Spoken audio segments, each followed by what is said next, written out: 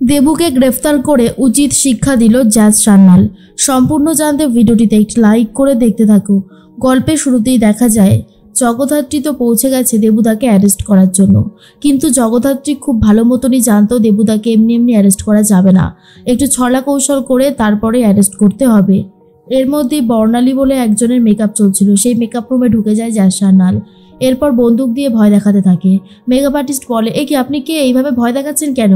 Jazz তখন তার I card দেখায় আর বলে, ভয় নেই, আমি কারোর কোনো ক্ষতি করতে এখানে আসিনি, আমি একজন ক্রিমিনালকে ধরতে এসেছি। আচ্ছা বর্ণালী, আপনি কোন গানে পারফর্ম করবেন? এরপর বলে দেয়, আমি উর্মিলা মুখার্জির গানে পারফর্ম করব। আগেকার দিনে বাইজিরা যেভাবে নাচ করতো ঘুমটা টেনে, ঠিক সেভাবেই অনেকটা হবে।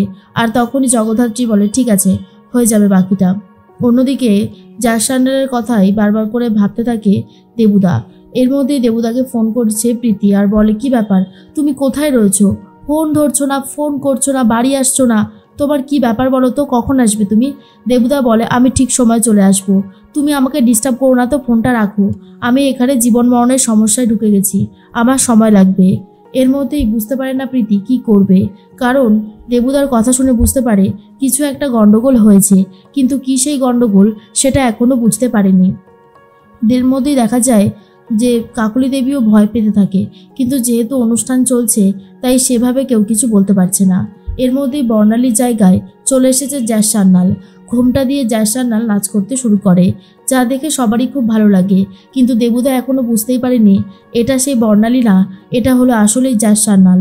এর মধ্যেই প্রীতির সাথে কথা বলতে এসেছে বৈদেহী মুখার্জি আর বলে, কি হয়েছে কি প্রীতি? প্রীতি তখন বলে, আমার ভালো লাগছে না, একদম ভালো লাগছে না, দেবু কোনো একটা বিপদে পড়েছে, কিন্তু কি হয়েছে, ও কি করছে আমাকে সে বিষয়ে কিছুই জানালো না, আমার তো টেনশন হয় না, বলো হয় না টেনশন? তখন বৈদেহী বলে, আচ্ছা আচ্ছা একটু শান্ত হ, এত রাগারাগি করলে কি আর সলিউশন হয়? এর মধ্যেই প্রীতি বলে, রাগারাগি করছি কারণ আছে গো মেজো জেঠিমণি, আমার খুব ভয় লাগছে, আমার ছোট্ট একটা মেয়ে রয়েছে, তাকে নিয়ে আমার সাথে দেবু একটু সুন্দর করে সংসার করতে পারলো না, এমন করে না, মাঝে মধ্যে খুবই চিন্তায় পড়ে যায়।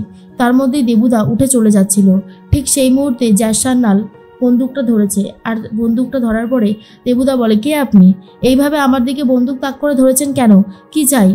জ্যাজ সান্যাল তো রীতিমতো ঘোমটা খুলে দেখিয়ে দেয় সে কে। হঠাৎ করে পাশ থেকে একজন বলে, শ্যুট করে দিন।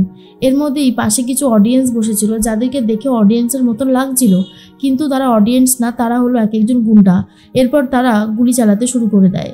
সেই জায়গাতে জগদ্ধাত্রীর ওপর অ্যাটাক করা হচ্ছে আর জগদ্ধাত্রী সমস্ত গুন্ডাগুলোকে মেরে শান্ত করে দেয়। এরপরই দেবুদাকে অ্যারেস্ট করে।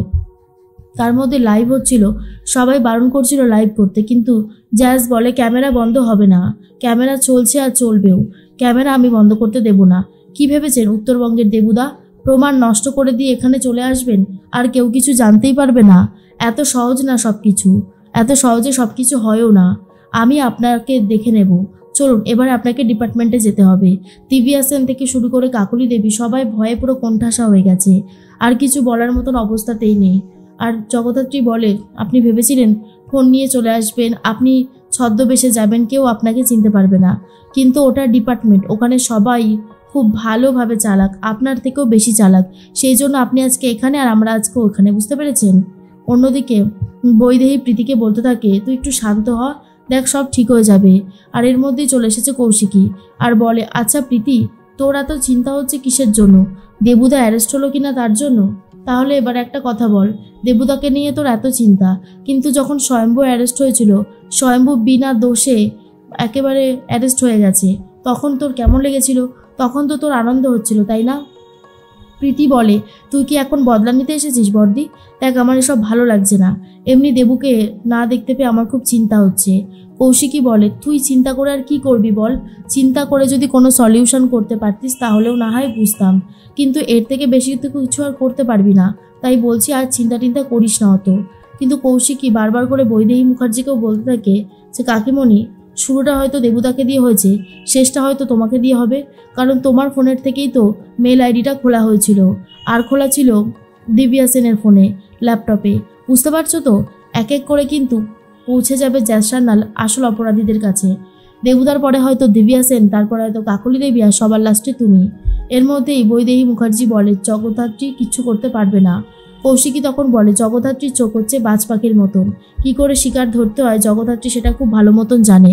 তোমরা সবাই ওদের বিরুদ্ধে ষড়যন্ত্র করেছো, একটা নিরপরাধ মানুষকে অপরাধী বানিয়ে জেলে পর্যন্ত পাঠিয়ে দিয়েছো। ভগবানও তোমাদেরকে ক্ষমা করবে না, বুঝতে পেরেছো? ভগবানও তোমাদেরকে ক্ষমা করবে না, কথাটা ভালো করে মাথায় রেখো। বৈদেহী মুখার্জি বুঝতে পারছে না কি করবে, কিন্তু এটা বুঝেছিল যে স্বয়ম্ভু খুব তাড়াতাড়ি জেল থেকে হয়তো ছাড়া পেয়ে যাবে। অন্যদিকে প্রীতি বলে আমার খুব ভয় লাগছে, আর বর্দি তোর খুব আনন্দ হচ্ছে তাই না? তুই ভাবছিস তুই জিতে গেছিস, কিন্তু তুই তোর বোনের সর্বনাশটা হতে দেখছিস আর মজা পাচ্ছিস, সেটাই আমার দেখে অবাক লাগছে। জগদ্ধাত্রীকে তুই এত ভালোবাসিস যে তোর নিজের বোনও তোর কাছে এখন পর হয়ে গেছে। কৌশিকী তখন বলে কেউই পর হয়ে যায়নি, আমি সত্যের পাশে আছি, আমি সত্যকে ভালোবাসি। টিভিটা চালিয়ে দেখ তোর বর কি কুকীর্তি করেছে আর তার জন্য অ্যারেস্টও হয়েছে। দেখ দেখ লাইভ দেখানো হচ্ছে। এর মধ্যেই উৎসব বলে মা মা তুমি কোথায়? এরপরে বৈদেহী মুখার্জি বলে কি হয়েছে উৎসব? উৎসব বলে এই সমস্ত অন্যায়গুলো যা সহ্য হচ্ছে না, বাড়ির বউ কিনা বাড়ির জামাইয়ের মাথায় বন্দুক ধরেছে, এটা কি করে হতে পারে? কৌশিকী বলে কেন হতে না পারার কি আছে? জায়ের সান্যাল তো অপরাধীদের ধরে, সেই লিস্টে যদি দেবুদার নাম চলে আসে তাহলে সেখানে জগদ্ধাত্রী বা কী করবে? শুনলাম দেবুদা নাকি ছদ্মবেশে ডিপার্টমেন্টে গিয়ে প্রমাণ নষ্ট করে দিয়ে এসেছে। আমার খবরে চ্যানেলেতে কিন্তু লাইভ হচ্ছে। এর মধ্যেই বৈদেহী বলে কৌশিকী বন্ধ করো এসব, আমাদের বাড়ির মান সম্মান এভাবে ধুলোয় মিশিয়ে দিও না তুমি। কৌশিকী বলে বন্ধ তো হবে না কাকিমণি, কারণ যে আগুন জ্বলছে সেটা নেবানো এত সহজ না। তোমরা সবাই জগদ্ধাত্রীকে হিংসে করো, কিন্তু এই জগদ্ধাত্রীর হাতেই আমি কোম্পানির সমস্ত দায়িত্ব তুলে দেব, কারণ জগদ্ধাত্রী পারবে এই পরিবারটাকে আগলে রাখতে, এই বিজনেসটাকে দেখে রাখতে। তাই আমি যাওয়ার আগে অবশ্যই আমি জগদ্ধাত্রীকেই সমস্ত দায়িত্বটা দিয়ে যাব, কথাটা ভালো করে মাথায় রেখো। এর মধ্যেই উৎসব বলে বর্দি তুই এটা করতে পারিস না, কিছুতেই পারিস না।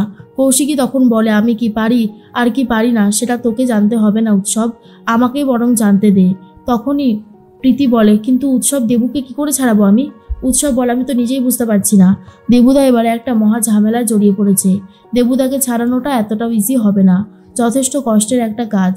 তার মধ্যেই জগদ্ধাত্রী স্বয়ম্ভুর জন্য ভগবানের কাছে প্রার্থনা করতে থাকে আর বলে ভগবান তুমি দেখো স্বয়ম্ভু যেন নিরপরাধ হয়ে বাইরে বেরিয়ে আসে, তার তো কোনো দোষই ছিল না, যে আসল দোষী যারাই অন্যায়টা করেছে তারা যেন সবাই শাস্তি পায়। কৌশিকী বৈদেহী মুখার্জিকে বলে দেয় অন্যায় যে করে আর অন্যায় যে সয় দুজনেই সমান অপরাধী। এখানে আমিও অন্যায় সহ্য করব না, আর জগদ্ধাত্রীও অন্যায় যে করেছে তাকে শাস্তি দেবে। আশা করি তুমি আমাদের কথাটা বুঝতে পেরেছ। কৌশিকী তো চলে যায়। বৈদেহী বুঝতে পারে কৌশিকীকে কেউ যদি গলাতে পারে তাহলে সেটা জায়ের সান্যাল আর কেউ নয়। কৌশিকীকে গলানো অত বেশি সহজ নয়।